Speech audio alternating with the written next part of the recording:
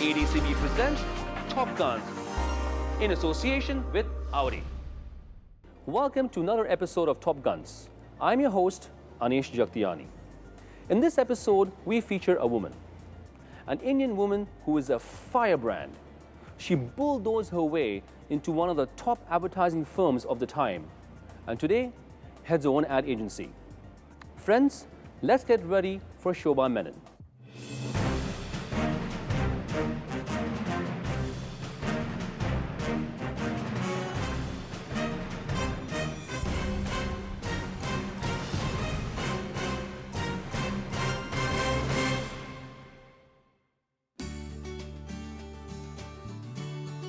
An Indian woman landing a frontline job in a top advertising agency a couple of decades ago was something unheard of.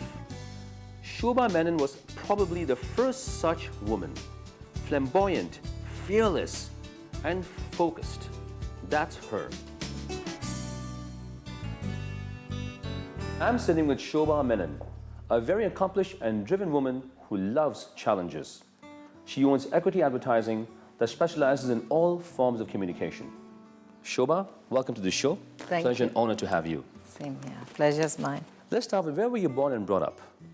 I was born in Trivandrum, and my parents moved to Mysore when I was about 1.5, so I'm basically a Karnataka girl. And where did you live after that, after Mysore? Actually, most part of my childhood was spent between Mysore and Bangalore.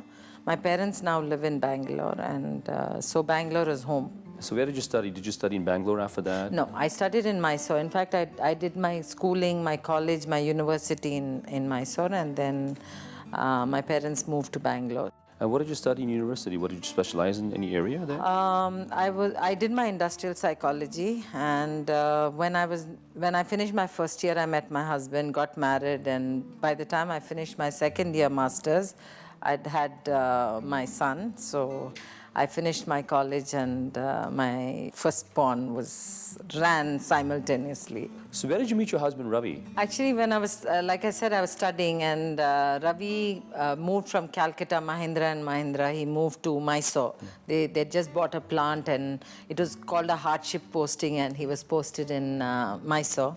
And his aunt lived in Mysore, whom we knew, and so she brought him over, for lunch, and I don't know, I think there was a sudden chemistry. Like the sparks flew in. So sort of, probably you could say that, and then we went out for about 6 months, and then we got married. We were meant to get married after I finished my education, but obviously we preponed it and got married between the first year and the second year. And so that was a 1-year course that you did? no, it's a master's, two-year course, and I started doing my PhD.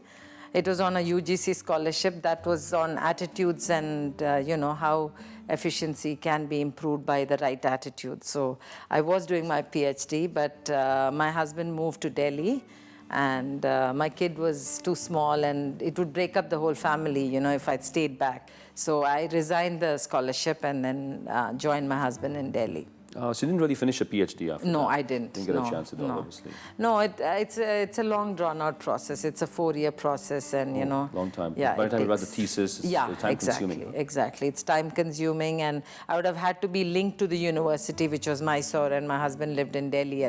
Moved to Delhi at that time, so it didn't make sense. I had to make a choice between, keeping the family together or me finishing my PhD. Yeah, and at that time, it didn't make sense to be a doctor or something. I look back and I don't have any regrets about it. Yeah. So it's fine. So after you finished your education, so where did you work right after that? You worked in India itself? Yeah, actually, when I went to Delhi, we decided to complete the family. So I had my second son. Then I did a small stint with India Today in Delhi. And post that, I joined an advertising agency just before I came to Dubai, actually, called Trikaya Grey in Delhi. It was very close to my house. And so I started as a trainee there, and by which time my husband moved and he was coming to Dubai. So, I quit and I came here, and yeah. So what year you moved to Dubai when you came here? 89, 89 I moved to Dubai. Excellent. Yeah. I've known Shoba for about 7 years, and it's been such a wonderful friendship. We've had our highs, our lows, we've had our moments of fun, laughter, and crazy times. But I think what I know about Shoba is she is so passionate about whatever she does. She's passionate about her work, passionate about partying, and yet there is that candidness about Shoba which is something you can only see when you interact with her. And she does not sugarcoat anything. What you see is what you get. He asked me a few questions, and one of it was, how do you take to swearings? I said, I'm pretty cool about it. And he said, how do you take to shouting? So I said, well, if it's fair, I'll sulk for a little while. And I said, if it's unfair, I'll shout back, I said. And I said, I don't care who, including you. If something is not challenging, then I get bored.